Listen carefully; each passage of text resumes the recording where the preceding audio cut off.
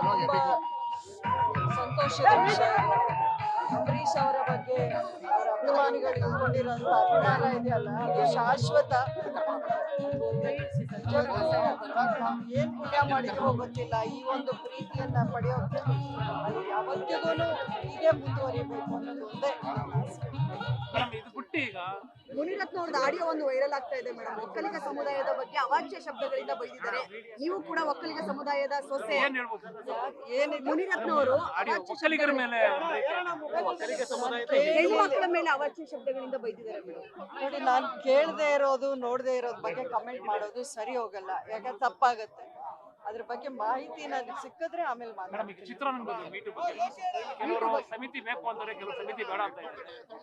ಸಮಿತಿ ಮಾಡೋದ್ರಲ್ಲಿ ತಪ್ಪಿಲ್ಲ, ಆದ್ರೆ ಅದನ್ನ ದುರ್ಬಳಕೆ ಆಗ್ಬಾರ್ದು ಅದರಿಂದ. ಯಾಕಂದ್ರೆ ನಾನು ಎಲ್ಲಾ ಭಾಷೆಗಳಲ್ಲೂ ನಾನು ಆಕ್ಟ್ ಮಾಡ್ತೇನೆ. ಮಲಯಾಳಂ ಇಂಡಸ್ಟ್ರಿಯಲ್ಲಿ ನಡೆಯುವಂತದ್ದು ಆ ರೀತಿ ಮಾತುಗಳಿದ್ದ ಕನ್ನಡ ಚಿತ್ರರಂಗದಲ್ಲಿ ಯಾವತ್ತೂ ನಾನು ಆ ರೀತಿಯ ಒಂದು ಯಾರೂ ಸಹ ಹೆಣ್ಮಕ್ಳು ಬಂದು ಅನಾವಶ್ಯಕವಾಗಿ ಯಾವುದನ್ನು ನಾವು ಮಾಡೋದು